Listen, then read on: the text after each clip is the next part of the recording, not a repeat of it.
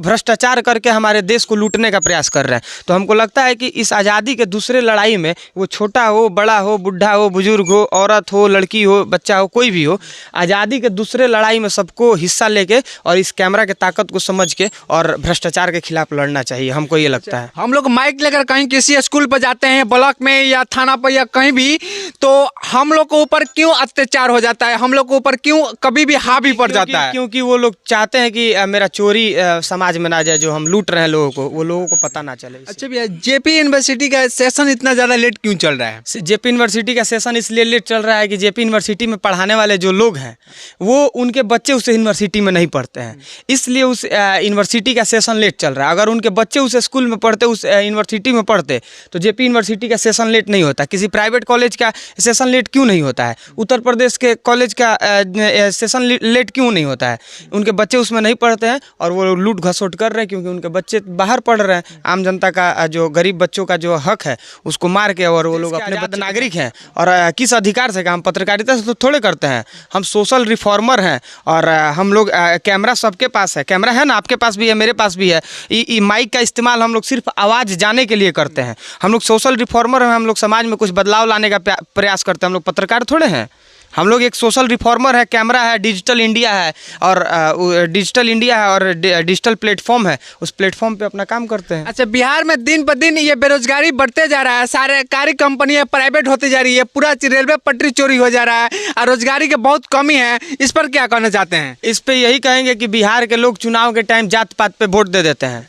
अगर चुनाव के टाइम जात पात पे वोट नहीं दें तो हमको लगता है कि व्यवस्था बदल जाएगा।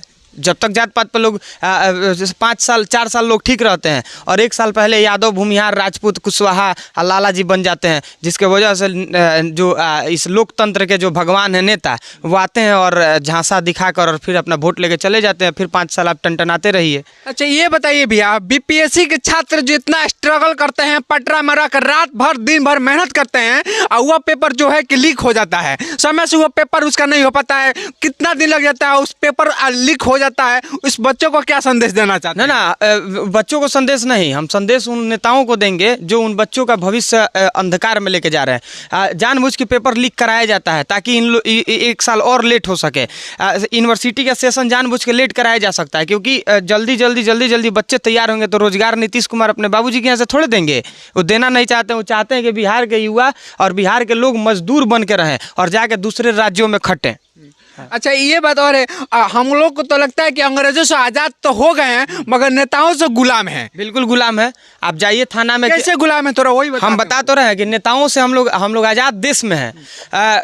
अंग्रेजों से आज़ादी हम लोगों को मिल गया, लेकिन हम लोग बड़े लोगों के, जो भी सत्ता में बैठे लोग हैं या फिर जो भी अधिकारी लोग हैं, बड़े बड़े अधिकारी लोग, उनके नीचे हम लोग गुलाम ही ना है। आप अपने हक के लिए जाइए ना थाना में, किसी अपने अधिकार के लिए चाहिए FIR करने, बिना पैसा का FIR नहीं लिखा जाएगा, तो कहीं ना कहीं गुलाम ही ना है। शिक्षा हमारा अधिकार है। आप जाइए ना स्कूल में आवाज़ उठाने, आपको मारने लगा जाएगा, मास्टर साहब आपको मारने लगेंगे, तो उन लोगों के हाथों तो हम लोग गुलाम ही है ना।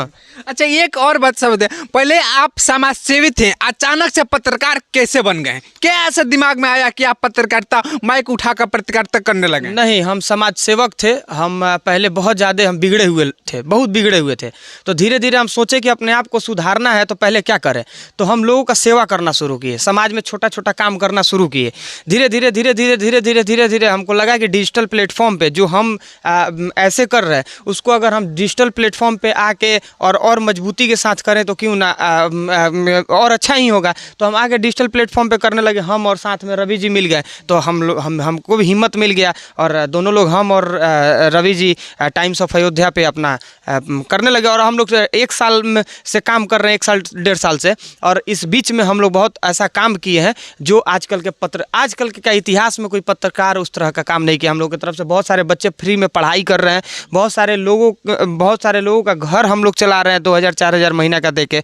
तो हम लोग इस तरह का छोटा छोटा काम करते रहते हैं। बहुत सारे जगह पे डोनेशन भी देते हैं।